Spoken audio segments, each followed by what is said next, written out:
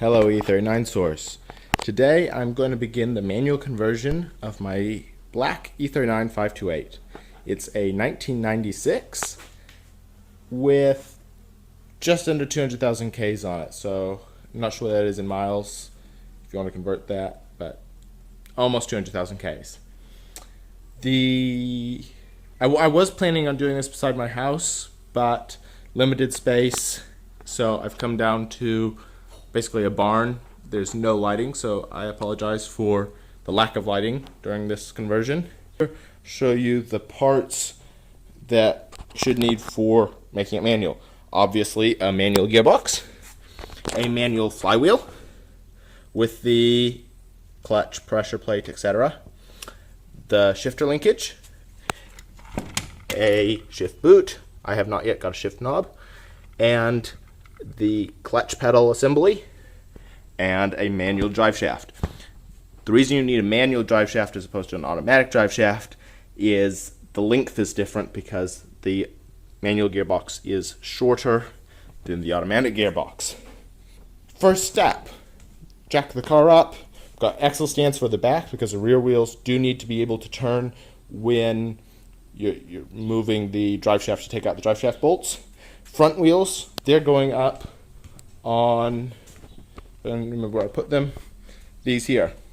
Putting front up on these, a little bit more secure than axle stands, and I have one extra one that I'm going to stick under the back of, probably under the diff, so if it does come off the axle stands for some reason, it's on there. When I'm going to be under a car for 2 or 3 days, hopefully it's not that long, but potentially, I don't want it to fall on me, so take every precaution and be safe. I will be back as soon as the car is up in the air. Got it up in the air, and now if we have a look underneath. Sorry for the close-up, there's not a huge amount of room under here. What we need to remove is the exhaust, and hopefully you can see it. It's a little bit clearer in person than showing up on the camera. Anyway, this heat shield here, it's underneath the exhaust and basically stops or reduces the amount of exhaust or the heat from the exhaust that goes into the cabin. So we're going to take off the exhaust. As far as I can see, there's this bolt here, the manifold bolts there and there, so there'll be 6 there. That one, there's there we go, 4, 2 there and 2 there, so 4 that hold that plate on, and then there'll be like hangers at the back. So once the front comes off, it'll either slide back or forward or something and disconnect at the back. If it's complicated, I'll show it, but as I remember, it's pretty easy. So take those off. Okay, we've got the heat shield and the exhaust out. Next step is to remove the drive shaft. Now for the exhaust, there were 6 15mm bolts there, or nuts rather, sorry, and the hanger for the center of the exhaust were 4, if we find it, where'd they go? There, sorry. 4 13mm bolts there, and there were 2 13mm bolts holding on the rear of the exhaust at the very back.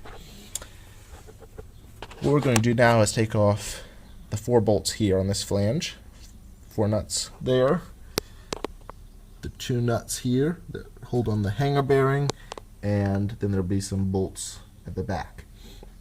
So we'll take that off. Now a tip when you're doing this is have someone in the car to put it in park or in gear, hit the brake, whatever combination of those works, to allow this to rotate and then lock it in place so it doesn't move when you're trying to take these off. So get that done and we'll be back in a minute. The drive shaft is now out, as you can see. What we're going to do now is remove the transmission.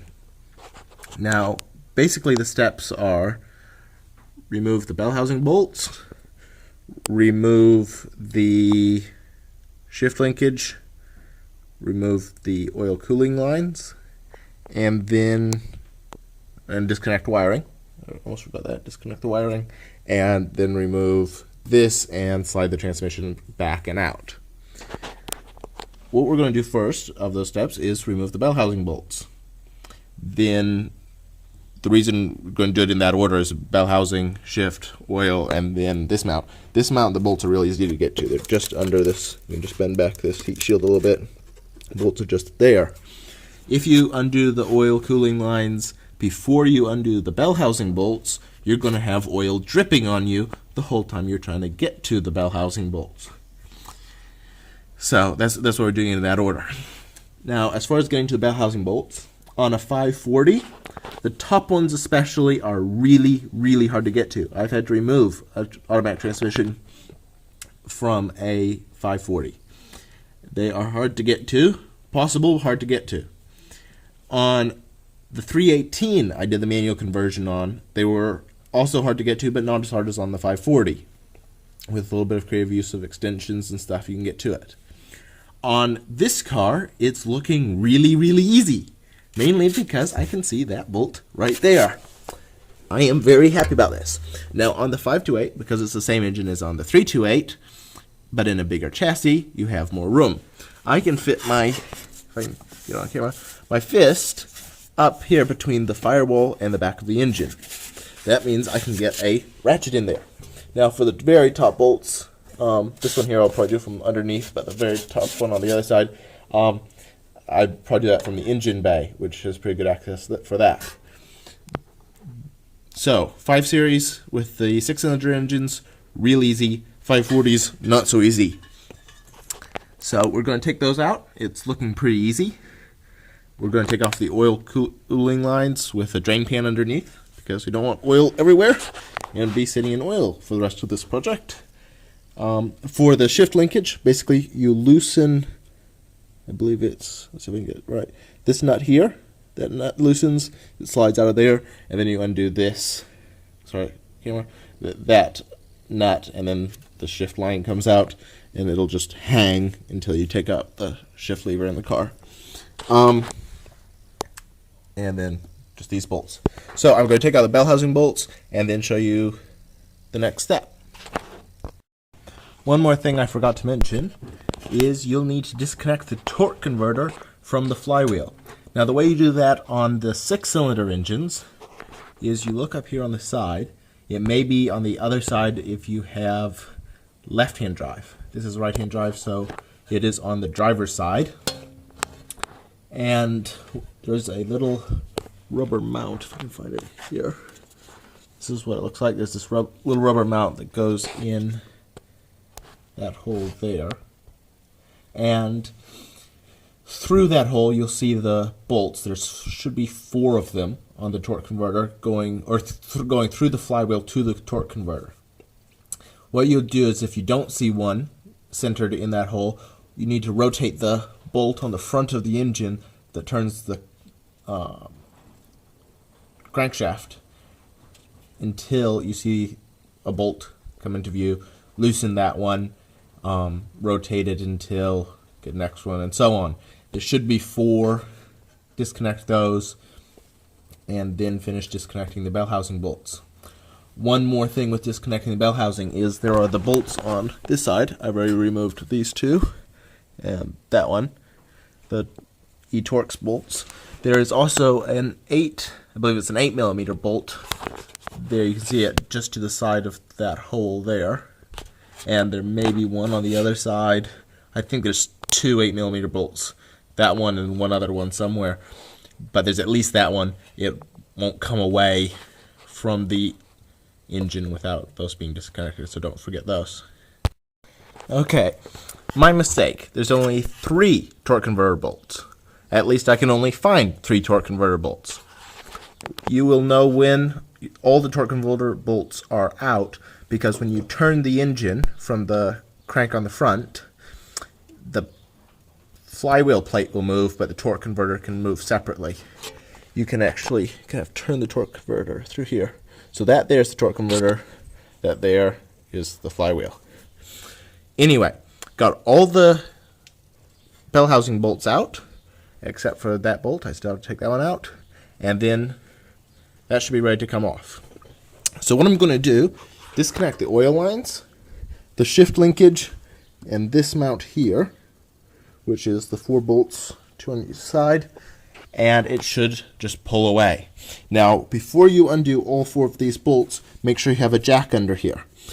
It is recommended that you use 2 floor jacks, rolling ones.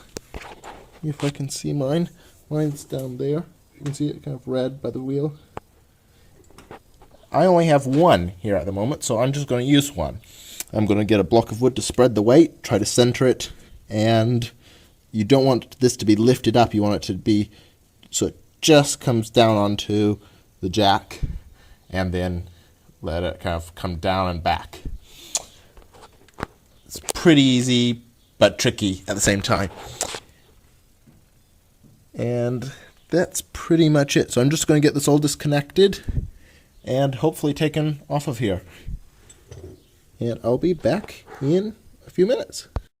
And the transmission is removed. Look at that.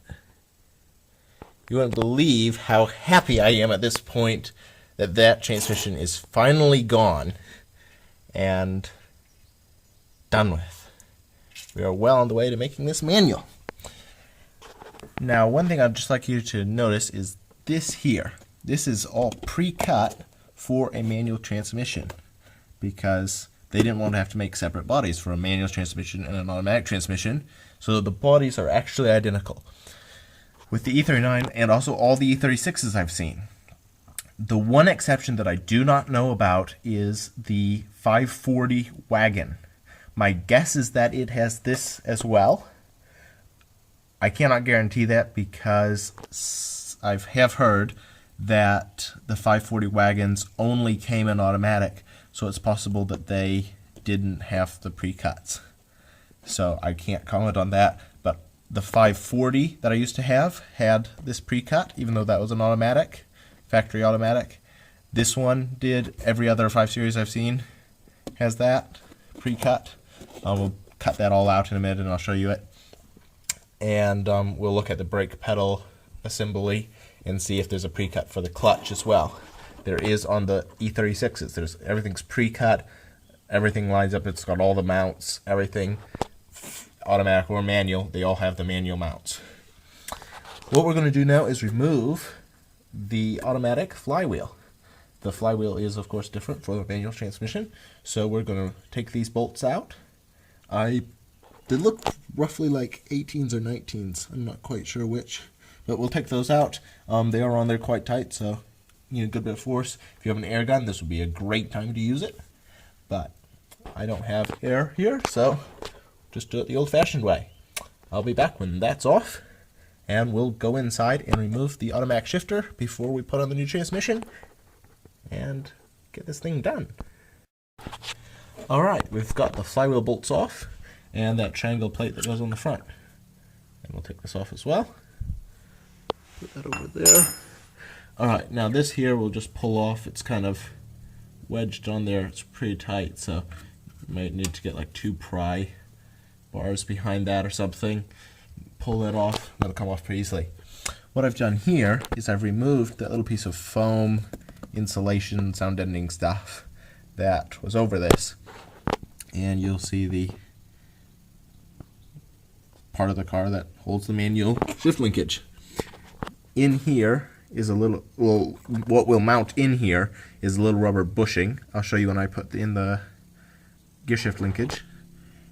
And that holds the back of the shifter, and obviously the shifter goes up through here. This here looks like the base of the shifter that's in it now for the automatic. So we'll go up top, pull out the automatic shifter and this cable here, and get that all ready for manual and swap flywheels and get the new transmission in. Okay, so up here what we're going to do is we have to remove this and this here. Now the way you remove this is basically the same way you remove a manual shift knob. You grab it really hard and pull up really hard. Now what I recommend, I did this on a 540 once, is put one hand over the top and then the other hand underneath it like that have one hand over the top, because when you pull up, it's going to want to come up and then back towards your face. And if you aren't real careful, when it comes loose, you're going to smack yourself in the face with it, and that really would hurt. I haven't done it, but it would really hurt. And I came really close to doing it. So just be careful with that. Once that's off, I believe you can just get under here and this, like, kind of get your finger under here and just this lift up without having to take off the whole panel. I will eventually take off the whole panel because I want to carbon wrap it, but right now I just want to get the shifter out. And when I did the E36, I didn't have to take the console apart or anything. I just took the bolts out from in here without removing the console. So we'll see if I can do the same thing here, but if I have to take it out, I'm not too bothered because I'm going to carbon wrap this anyway. So let's get started. And yes, you can remove this without taking apart the console. And the shift knob on this car came off way easier than it did on the other car, and probably easier than it should have. So, but that was good for this. We got that pulled off, got this loose. What we're going to do now, disconnect the wiring going to the shift boot here. And then it looks like there's 3 10, maybe 12 mil bolts holding in the shift linkage. We're going to pull those out and should be ready for manual. And the shifter is removed. Now, as you can see, I did end up having to remove the center console. The reason for that was to get to this bolt here, and I think it's that bolt there. It was way easier with the console removed. No worries, because I have to carbon wrap that anyway, so it just made me go ahead and get it done. It's also really dirty in here, so it needs a good vacuum. And it's really gross down in there. There's enough coins to probably have some scrap, a substantial amount of scrap metal value. Anyway, this wiring here will need to be looked through to find which wires will go for the reverse light, and also which wires we need to use to make it think it's in park so it'll start. Hopefully this will work the same way I did the 318, which was just making it think it was in park all the time. Obviously it still had the chance warning light, so I'm going to try to do the same kind of thing with this, but we'll see how it goes. The step now is to put on the manual flywheel and the manual transmission and put the shifter linkage through here, and hopefully everything fits. Then we will take out the pedals and put in the new pedal assembly. So we'll get started. What I was hoping to do now was install the clutch line and pedal assembly before putting in the gearbox. The reason for doing that is if we have a look in here, well, there is a lot more room in here than in a 328, 325, or if you have a V8 5 Series. It's still a little bit tight, and it makes it a lot easier installing the pedal assembly and putting in the clutch line if the gearbox is out of the way and you can get under there and have lots of room to work. I am no longer going to be able to do that because of the clutch master cylinder.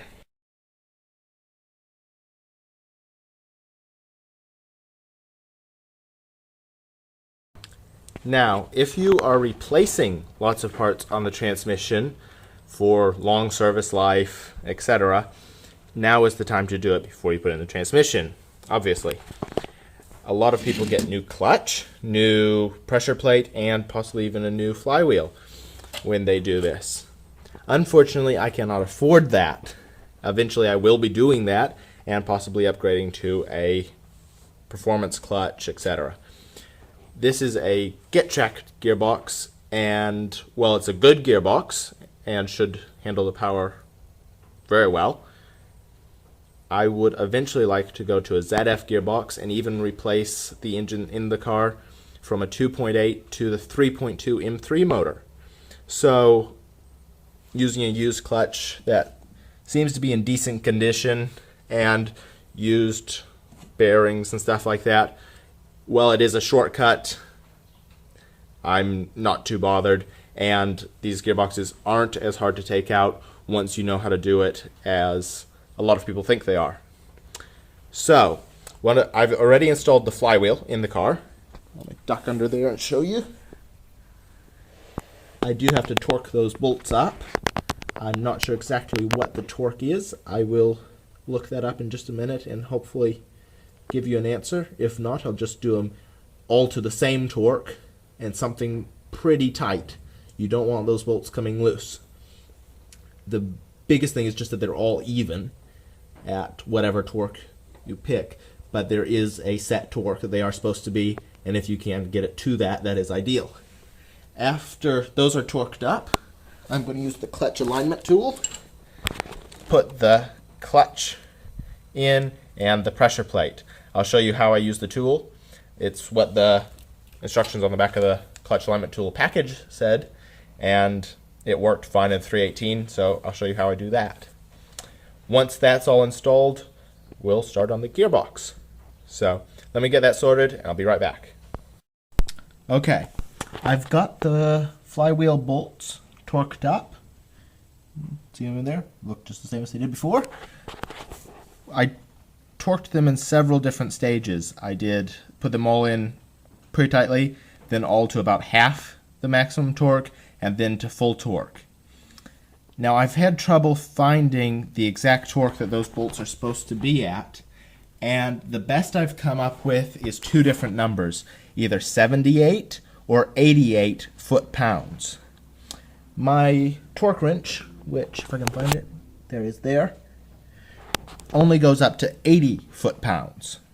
So I set it to 80 foot-pounds and torqued them all to 80 foot-pounds, which I believe is plenty tight enough. If you have a torque wrench that goes higher, maybe do it to 85, or maybe you can find an exact number for your engine. I am happy with that for myself, and I believe it'll work fine.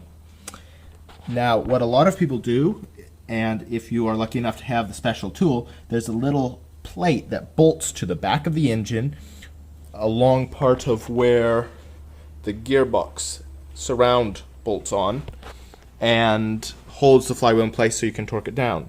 I don't have that. Some people make their own. What I did was I just put a wrench on the front of the crankshaft in the front of the engine and held that steady while I torqued the bolts down, and that seemed to work great. Alright, now I'm going to show you how to install the clutch alignment tool in the clutch and clutch pressure plate, and then mount the whole thing onto the flywheel under there. What you want to do is set the clutch with the side that faces towards the back of the car up. Then you're going to take the clutch pressure plate and set it on top of the clutch, like so. And if you can see the splines in there, just get it roughly lined up correctly. Now what you're going to do is take your clutch alignment tool. Now mine looks like this. Yours may look very different. This is just how I use my tool. This was about $20 from the local auto parts store. What you do with this one is this little tip here is interchangeable. You get the correct size so that it fits, not tightly, but like there's not too much play. So if I put it in there, you can see it's kind of like it fits there, and there's probably maybe a millimeter, 1 to 2 millimeters of extra play in it. Anyway, you set that down in there like so, and then for me it's this top knob is turned to tighten. Tighten, tighten, tighten. It's a little bit hard to do this with one hand. And you want that not ridiculously tight, but tight. And what that does is expand that lower plastic piece. You might even be able to almost see it in there, so that it expands and holds the splines in the clutch plate. Sorry.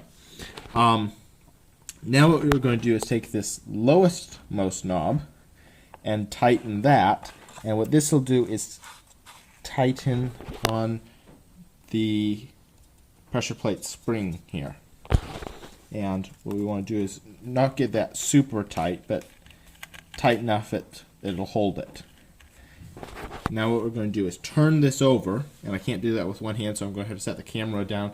Maybe you'll be able to kind of see it as I do it. But you're going to turn the clutch over and line up the clutch edge. I'll show you here. The edge of the clutch with the edge of the pressure plate contact surface. So I'll turn over and show you as much as I can without holding the camera. So hopefully this works.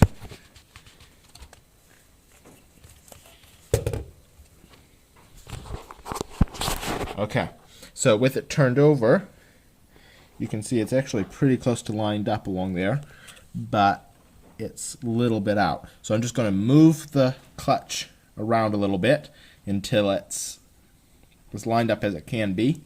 Then tighten that lowermost knob again to get it pretty tight. And then all I do is put this on the flywheel and put the bolts in. I'm going to turn off the camera now, and once the bolts are in, show you the removal of the tool and the torquing. Okay, the bolts are in. They are not tight, but they are threaded in, so this definitely won't come off, without loosening them. What we're going to do now is tighten these bolts up to torque, and then remove the alignment tool. Now, basically what you're doing with the pressure plate is these bolts are holding a large flat spring onto the flywheel with the clutch in between them. So if you tighten this bolt, and you'll probably feel it when you put the pressure plate on, if you tighten this bolt or any of the other bolts all the way without tightening the rest of them equally, you're going to end up with the spring at an angle like that, and it's going to throw your clutch out of alignment. So what you want to do is tighten each one and try to keep the spring as flat as possible as it goes onto the flywheel. So you just tighten them all progressively together until they are at torque. Now, the closest I've been able to find to the specified torque is around 27 foot-pounds. So I'm going to set my torque wrench to probably 25. If that doesn't feel quite tight enough, I'll probably put it up to something around 30. That's probably what I'll finish with, is about 30. But somewhere between 25 and 30 should be fine. If you want to do it tighter, it's up to you. The main thing is just to have them all the same. Alright, the bolts are all torqued up now. And one trick that you can use when you're torquing bolts, and you are wanting, of course, to do them in a cross pattern, is once a bolt is torqued, use a marker and just put a slash across it. Now, I haven't done that here because the marker is over there, and I can remember the pattern because there's only 6 bolts. But if it's complicated pattern or you have a lot of bolts, what I did with the flywheel was actually just number them in the pattern I wanted to torque them in, 1 through 8. And so it's like 1, 2, 3, 4, 5, and so on. Just a little tip if you are torquing your bolts. Alright, the next thing to do is remove this. So the way we are going to do that is, now this is one thing, now I have not loosened this here at all, and you can see the difference there is in there. That's how much those bolts have taken up. So you can imagine that if you only torqued one bolt all the way and all the rest were loose, how much of an angle that would put that on and push the whole thing out of alignment. So that's why it's so important to torque these evenly. But what we're going to do is just wind that off some more so that has some room, and then take this top nut here and twist that loose, and then push it in, pull it out. It loosens that there, and all slides out of the clutch, and it should all be nice and aligned. That's the theory anyway. Alright, what we're going to do now is stick the clutch, the gearbox up in here, and probably just before we do that, what I'm going to do is get some of this wiring here and just zip tie it up out of the way. You could, I guess, cut all this wiring out, but in case we need to use any of these pins to fool the computer into thinking the transmission's still here, if we cannot just bypass the computer. We're going to leave these in case we need to do that, or in case someone ever decides to put an automatic back in here. It's all hooked up. Not sure why anyone would want to do that, but maybe at some point it will be worth, or yeah, it's just easier. So we'll zip tie those up out of the way, and I'll get the gearbox on the jack and under here, and then I'll show you how we're going to line it up and put it in place. Be back in a minute. For installing the gearbox, a few things I'd recommend. Firstly, if the transmission rear mount is not ready connected to the transmission, now is a good time to connect it. The reason for that is if you wait until it's under the car, once this is lined up with the back of the engine, this flange here, if you then have to add this to take the weight from the rear, you're going to be working around a jack at least, and possibly going to be stressing the input shaft on the transmission if that takes any of the weight. Throughout this whole process, really the only thing you have to be careful of is, I'll move around here so you can see it, that input shaft. If that takes the weight of the transmission, it could bend, which of course would make the whole engine vibrate and not be nice. Cause all kinds of problems. So, now's a good time to add the rear mount. And also, if your shifter is still connected, remove the shifter. So it's that bolt there, or sometimes it's a clip or something. This is a E46 gearbox, and I'm using a E39 520 shifter, so this bolt probably isn't standard hardware. It was sent along by the wreckers probably to make it work. Also, I would recommend putting on, if I can find it, this. This is the rubber mount that goes between this flange here and the end of the drive shaft. And I guess gives it a little bit of movement to soak up bumps and stuff like that. So if you connect it now, it'll save you having to do it under the car. So I'm going to do it now. As you can see, it's already on the jack. I'll probably line it up a little bit better before I get it under there. And it's possible that this will be too high to fit under here. So I may have to actually slide the transmission under into the center tunnel here and then put it up on the jack and slide it forward. This whole process is highly recommended to have two people. One to move the jack forward, one to line it up, and if possible even another one to hit it with a hammer. The main thing you'll need to hit with a hammer is possibly the starter motor to get that moved and lined up, or someone leaning into the engine bay to move the starter motor. So I'm going to try to do this solo. We'll see how it goes. I did the 318 by myself. Had to be creative, but got it done and drives fine. So see how this goes. I'll get those mounts on and that flange and be right back.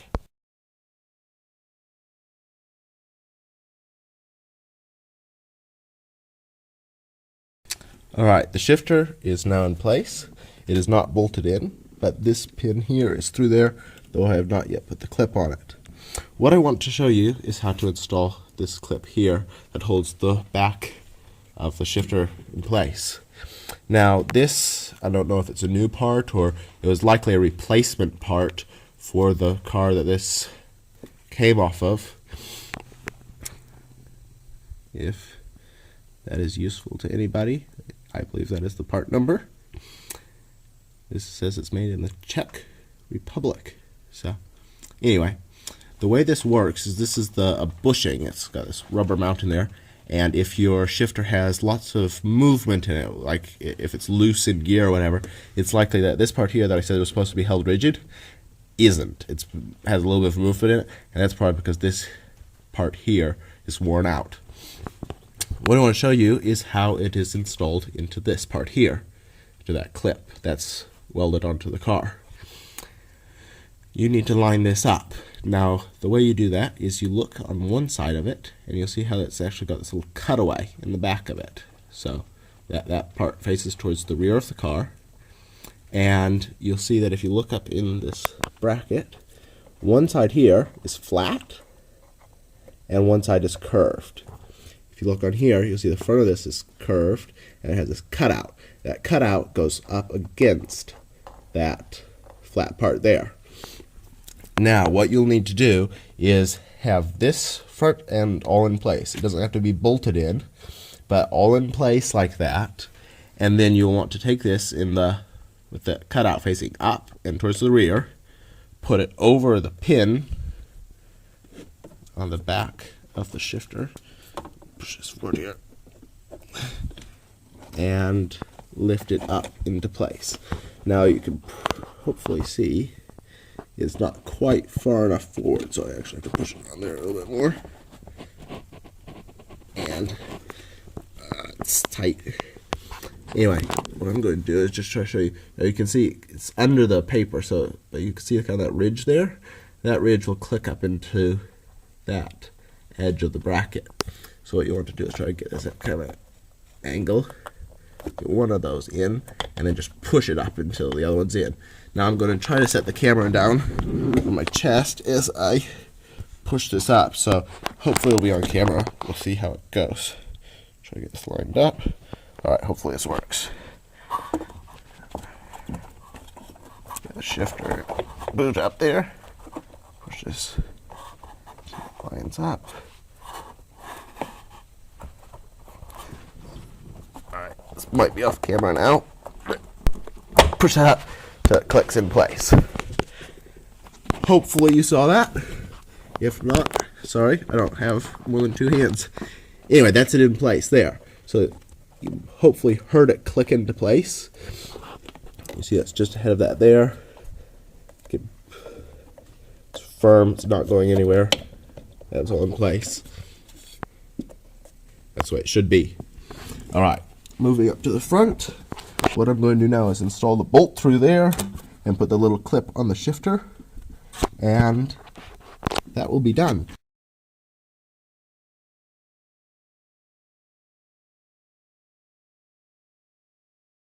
This is the shifter mechanism once it is removed from the transmission. Now I've already gone ahead and taken it apart, but this is basically what it looked like. I have also cut off these wires and stripped them back. If we remove the cover, it's just casting, it's just grease in there, and those lines are just slightly raised to apply pressure to this, I'll call it a pendulum, which moves back and forth like so. Now when the shifter linkage moves, this arm here moves. So it turns on here and moves that. Each of these wires is somehow connected to each of these little copper strips. If I get an angle here, you can see there's 5 rows, and some of the rows, for example the second one here, is not continuous. The first row, which is, we'll say the first row is the outermost, so the outermost row, or the first one, is continuous. The 4th and 5th rows, so the 2 innermost rows, are also continuous. However, the middle 2 are not. So what I'm going to do now, oh, and one more thing before I forget, take this pin here out with a pendulum, and see there's 3 holes, 3 little spaces. Now what was in there were little copper pins or little bars that would, when this was in its range of motion, span between those copper strips. So basically that first hole, when the copper was in there, would have jumped the first 2 rows.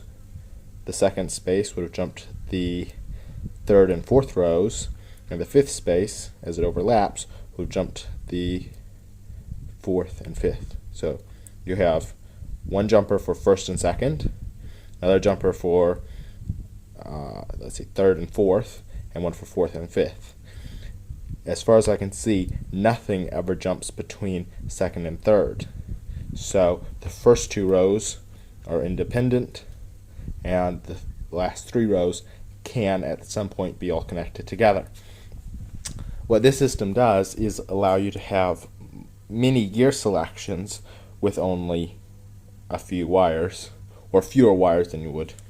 And so by what pattern electricity can flow through these, it tells it what gear it's in. Kind of a clever system, but a little bit complicated to figure out how to bypass it.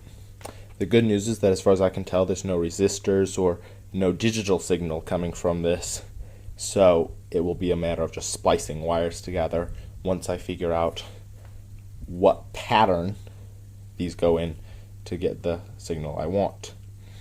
Now, I'll put this pendulum back in there.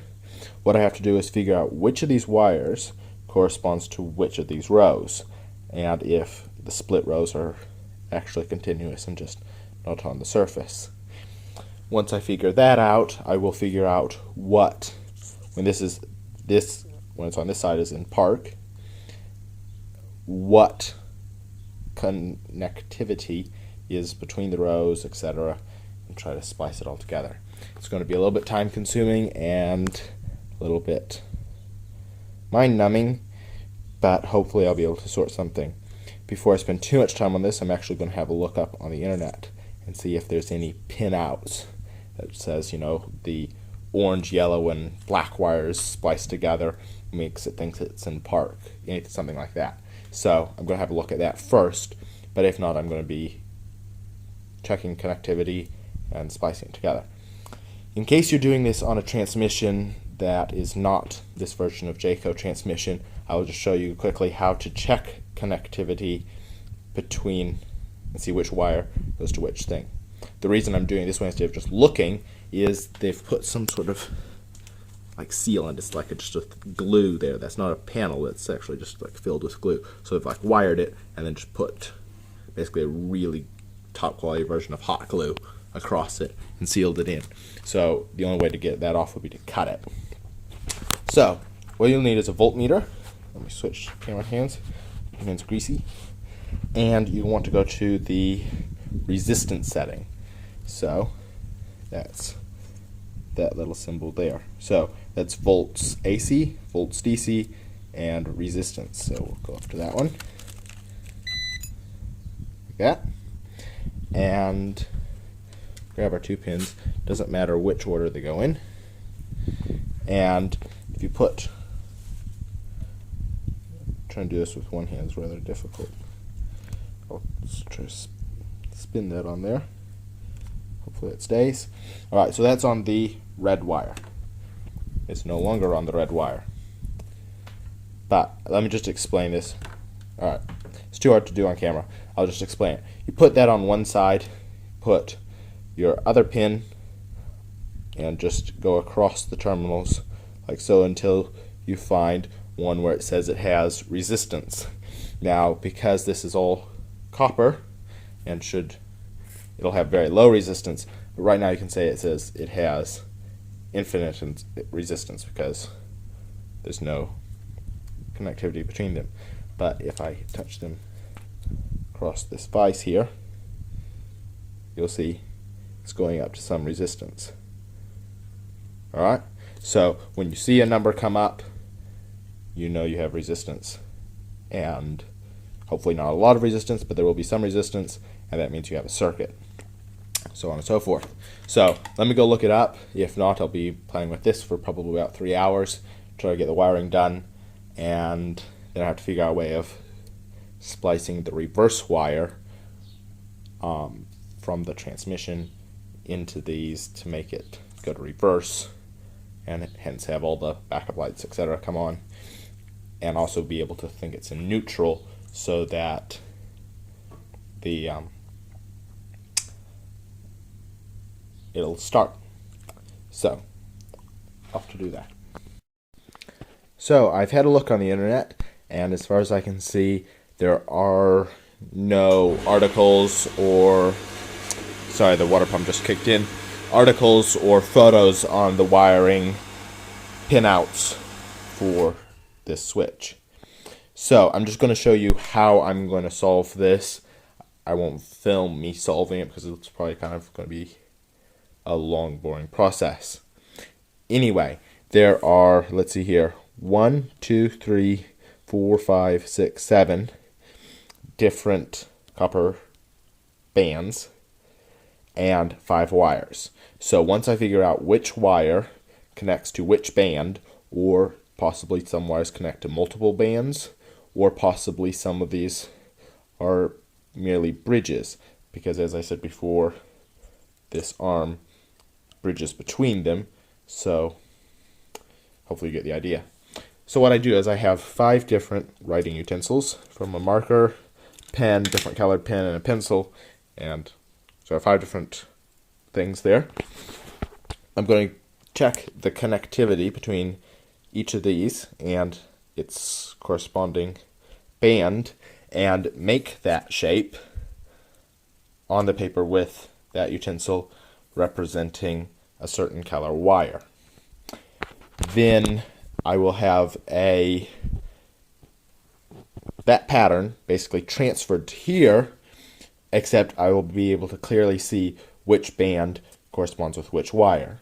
I then merely have to put this in a certain selector position, imagine which things it jumps, and then I can see what wire combination it is. Hopefully this won't take too long. I believe that this is the quickest way of doing it, and if my math is right, with 5 wires, there will be 120 possibilities, which is way too many to do by trial and error, and it's possible you would cook the auto transmission computer. So that's how I'm doing it. Just thought I'd show you that. I'm going to get started. Hopefully I'll come up with the result, and we'll take it down to the car and try it out. Alright, I believe I have finished. We are about to test it. What I have here is just a rough diagram. It's quickly done, but you can see these bands here represent the different strips. The different colors and patterns represent different wire colors. Down here I have what pattern of wires I believe represents park, reverse, and neutral. An automatic transmission will start in park or neutral, but not in any other gear. What I then did was, all of them have a common color, that is black. All gears have a black. So what I believe it works like is you have a positive black, and then the other 4 wires in a combination represent the gear. So both neutral, park, and reverse, which are the ones I'm interested in, all have a black. So I put black down for all of them, and they all have a gray. Now, neutral and park have red, and neutral has yellow, whereas park has, white. Alright? So, by varying whether you put the yellow or white in, varies whether it thinks it's a neutral or park. If it has red as in the with neither yellow or white, it'll think it's in reverse, but as far as I can tell, just black and gray is what it thinks the wire combination for reverse. Hopefully that makes sense. So, with it written like this, what I'm thinking is have black and gray always spliced together, and have red and yellow spliced in as well, but have a switch in there, and when it's put in reverse, it breaks that circuit, so it goes into reverse mode. That's the plan. I have to try to wire it up. So, to do that, I have This is our 8-pin connector that took off that used to go to the shifter. I've cut the wires. We have black, gray, yellow, red, and white. And over here somewhere, this is the connector that goes onto the gearbox. At least I hope it is. Maybe I've got the wrong connector, but should be it. Just 2-pin connector like that, and the wires. So I'm going to splice those into a switch somehow to open that circuit when the gearbox is in reverse. Try to get this all right. So first thing I have to do is just check on the gearbox by plugging this switch in and seeing whether when it's in reverse it's an open circuit or a closed circuit. Hopefully it is a, try to get this right, a open circuit when it's in reverse. Try to think this all through. Anyway, I'll wire it all up and show you what I've done after I've done it. But I just want to show you the idea I went through with this and kind of what I'm aiming for. Alright, what I'm doing now is wiring in the reverse switch so it makes the car think it's in reverse when it is. We have our 8-pin connector that we're using from the transmission. This is cut off the transmission. We have our 5 wires that used to go into the selector switch on the side of the transmission. And over here somewhere, this is the connector that goes onto the side of the manual transmission for the reverse switch. Now, this is all for the Jayco transmission. If you have a different transmission, this probably doesn't apply. For the Jayco transmission, we have 5 wires here, and what I want is the black and gray wires always connected together, and for all operation except for reverse,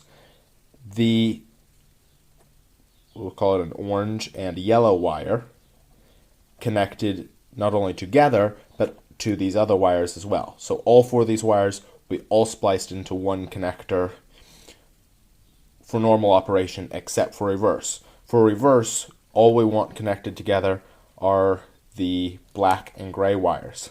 No other wires connected to these. So, let me say one more thing. As far as I know, having the yellow and orange wires connected together all the time won't be an issue for reverse. If it is, I'll have to figure out some way around that. But as far as I know, it's if they come back to the black wire that it becomes an issue. So these wires are always connected together, and for normal operation, all 4 of the wires connected together. Now, for the reverse switch, when you put the transmission in reverse, you close a switch that completes the circuit between these 2 wires here. What we're trying to do here is when we want it in reverse, we're actually opening a circuit. So there's no connectivity between these 2 sets of wires. To do that, I'm going to use this relay. Now this is not a standard relay. It's easy to acquire. Any auto parts store will have one. But if you look at here, it has 5 pins instead of 4 pins. That's very important. If we look at the little diagram here, see how it works. In normal operation, pin 30 and 87A are connected. So with no power going through it whatsoever, if you plug something into pin 30 and 87A, you'll have connectivity. However, if power goes through the coil side, so when power comes through here, so when the put in reverse and power completes this circuit, it closes and power no longer goes to 87A, and it pulls it down and closes the circuit with just 87. In effect, breaking that initial circuit. Try to get this back here. Alright. Hopefully that makes sense. If not, you can look up an article on how relays work. It's pretty simple if you look up a diagram of it, which this one is not a very good one. Anyway, so the way I'm going to wire it up is I have to find a power source on the car that will be on whenever the car is on. Then I have to run or splice into it one of these wires going to the switch on the manual transmission. The other end of this wire will go into, if I zoom in on this, which doesn't want to zoom in,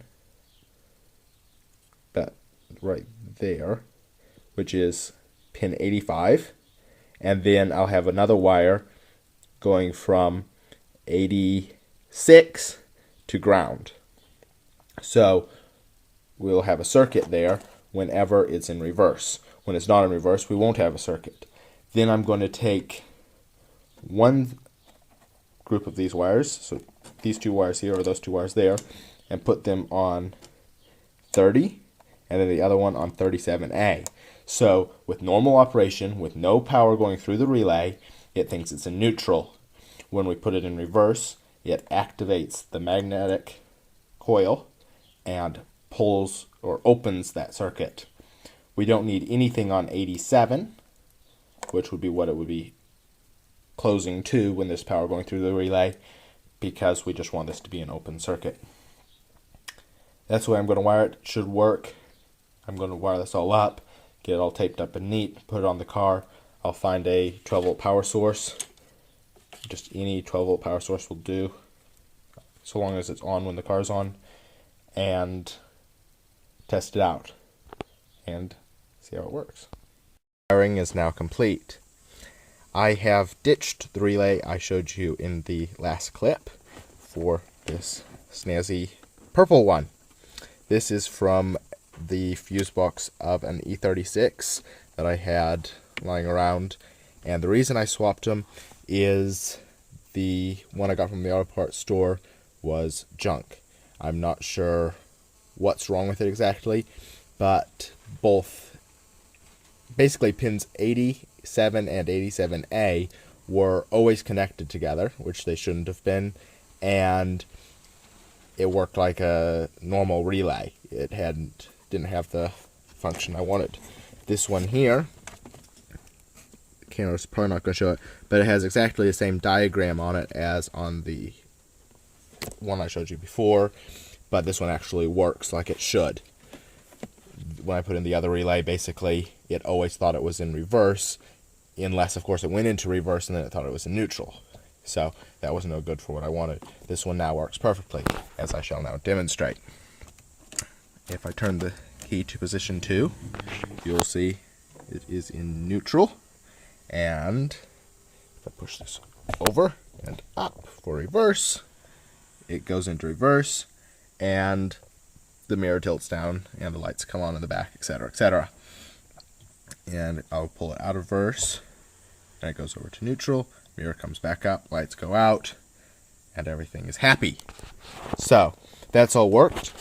I have, now I'll just show you where I've got the switched 12-volt power and ground. What I did was I took one of these bolts here.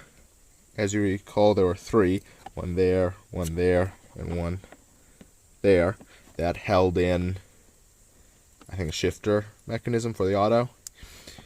And I just cut it in half and used that as the ground for the relay switch circuit for the reverse switch on the transmission.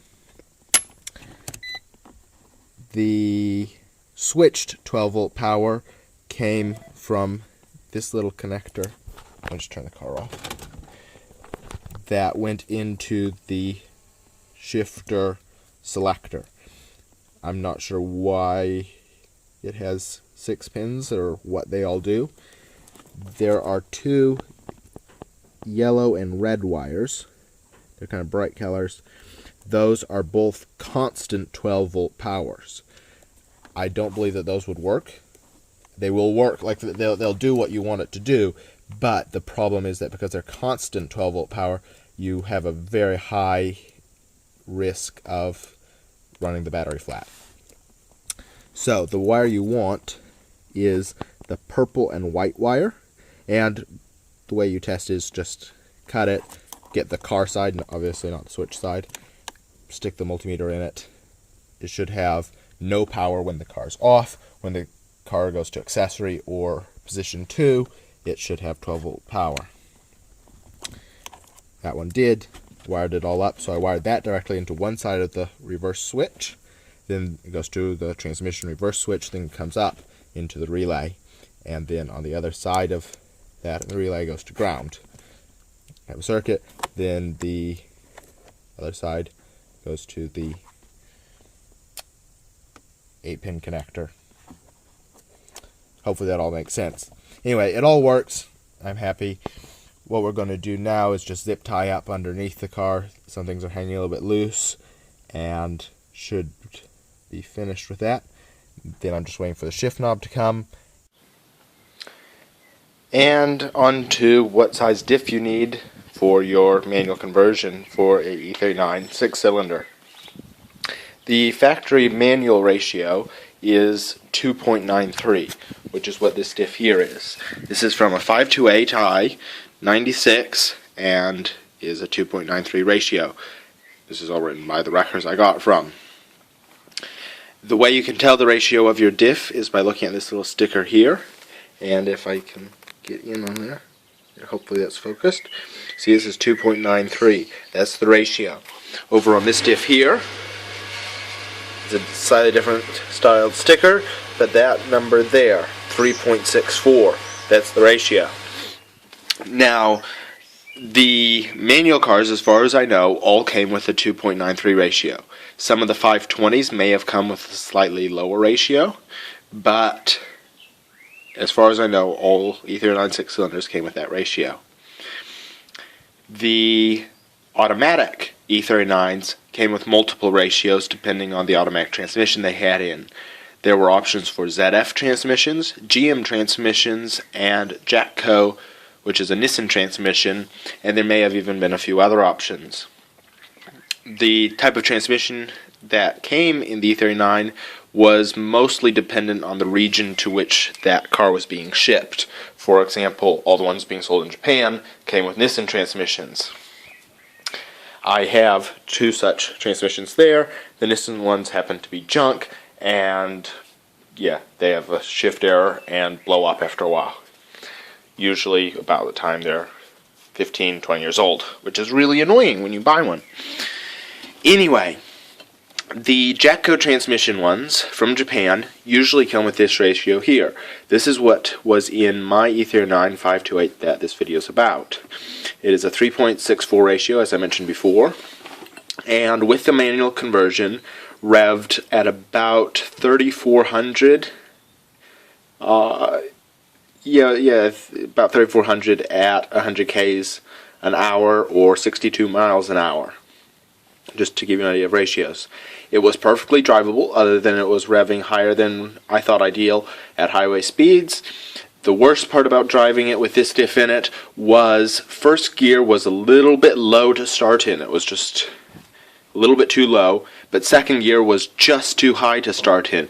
So you're kind of in between gears whenever you started at an intersection. The only time it was helpful was on a hill start, but even then it was just too low, and then it just didn't feel right. So I ordered this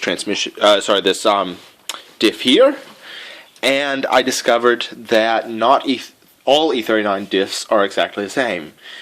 I believe this one here is obviously from a 528, but it must have had the ZF transmission instead of the Getrag transmission, which is what I used in this manual conversion, as the drive shaft is slightly different. My drive shaft, even though it's from a manual car, will not line up with this input flange. Also, as you can see, I'll try to do a size comparison because I don't have a ruler here, but 2 fingers fit in there, whereas on the automatic one, I can't fit 2 fingers in there at all. And so the length is slightly different. Whether that would affect the drive shaft, I don't know, because the drive shaft itself wouldn't fit on this flange. The bolt holes are slightly different. I could have drilled it out to make it fit, but it wasn't worth it, and I ended up using another automatic diff. That diff I ended up using was from a ZF 5HP 18 transmission. The car came with that transmission, and I used the diff from that. That ratio is a 3:1:5 ratio. So that's between these two. So it means it revs higher than the factory automatic would, but substantially lower than the original automatic diff from the same car. So at 100 Ks, it now revs at about 2,900, which I think is pretty good. First gear, second gear, third gear, all fall where I think is good for that size car, and it is fun to drive. I have been asked to show the differences between the 540 and the 6-cylinder E39s and how they're different relating to a manual conversion. This is my current 540, and as you can see, it has had a bit of a bump. I bought it like this and am in the process of fixing it. This wheel assembly, I'll just show you this briefly, has been smashed, and hopefully you can see in there the lower control arm has actually smashed and shredded the wheel hub there. Hopefully you can see that. Anyway, I'm in the process of fixing all that, but this is indeed a 540, and I probably won't end up doing a manual conversion on this specific car, but when I get that wheel hub fixed and get it down to my workshop, I will jack it up and show you completely underneath the car exactly how it's different than the E39 6-cylinder cars.